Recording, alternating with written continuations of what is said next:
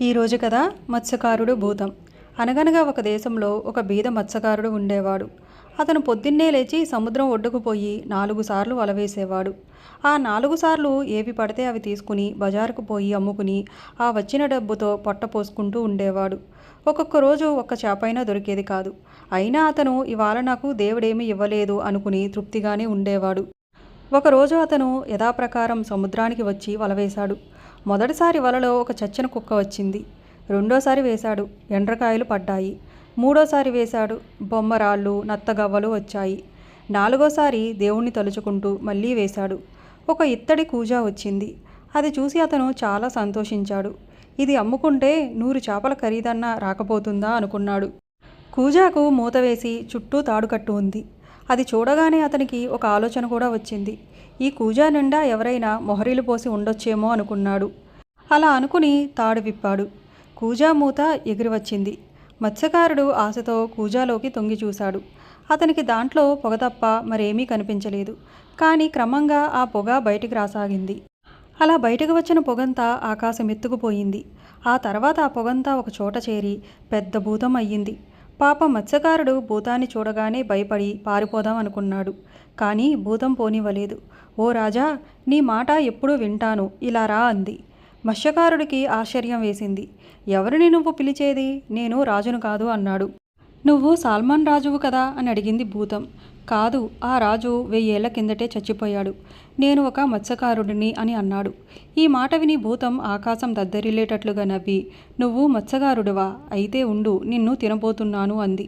మత్స్యకారుడు గజగజ వణుకుతూ, నన్ను చంపుతావా? ఎందుకు? నిన్ను ఈ కూజాలో నుంచి వదిలిపెట్టినందుక? నేను చేసిన మేలుకు ఇదేనా నువ్వు చేసే సహాయం అన్నాడు. అవును, నిన్ను తినక తప్పదు. అయితే నీవు ఎట్లాగో చావబోతున్నావు కాబట్టి ఒక వరం కోరుకో, నీకు ఆ వరం ఇస్తాను అంది భూతం. అయితే నీ కథ తెలుసుకోవాలని ఉంది, చెప్పు అన్నాడు మత్స్యకారుడు. అయితే చెప్తా విను. పూర్వం నేను మంచి భూతాన్ని. సాల్మాన్ రాజు నన్ను పొగగా మార్చి ఈ కూజాలో బంధించాడు.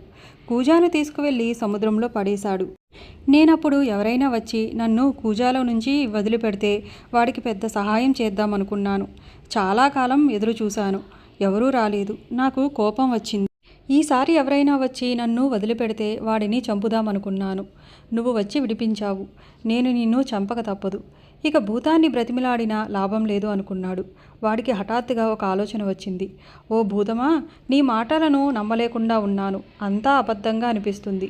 ఇంత పెద్ద భూతానివి ఇంత చిన్న కూజాలా ఉన్నావంటే నేనెట్లా నమ్మేది? నా కళ్ళతో చూస్తేనే గాని నేను నమ్మలేను అన్నాడు మత్స్యకారుడు. ఈసారి భూతం మోసపోయింది. అలాగా, నన్ను నమ్మలేవా? అయితే ఉండి చూపిస్తాను అని ఆ భూతం మళ్ళీ పొగగా మారి కూజాలోకి పోయింది. పోయి ఇప్పుడు నన్ను నమ్ముతావా అని అడిగింది. దానికి మత్స్యకారుడు, కాసేపు ఆగు, సరిగ్గా చూడనివ్వు నన్ను అని గబుక్కున కూజాకు మూత పెట్టి తాడుతో బిగించేశాడు. లోపల నుంచి భూతం లపలపలాటం మొదలుపెట్టింది. నన్ను వదిలిపెట్టు, నిన్ను చంపను, నీకెంతో ధనం ఇస్తాను అంది భూతం. నేను నీ మాట నమ్మను అన్నాడు మత్స్యకారుడు. బేతాళుడు తోడు నిన్నేమీ చేయను, నన్ను వదిలిపెట్టు అని బ్రతిమిలాడింది భూతం. మత్స్యకారుడు వదిలిపెట్టాడు. భూతం ఆ కూజాలో నుంచి బయటకు వచ్చి కూజాను ఒక్క తన్ను తన్నింది.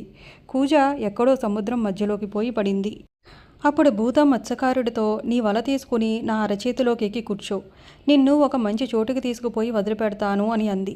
మత్స్యకారుడు అలాగే అరచేతిలోకి వచ్చి కూర్చున్నాడు.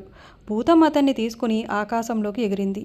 కొండలు, నదులు, అడవులు ఎన్నో దాటి ఆఖరికి ఒక లోయ దగ్గరికి వచ్చి దిగింది. అక్కడ ఒక మంచి చెరువు ఉంది.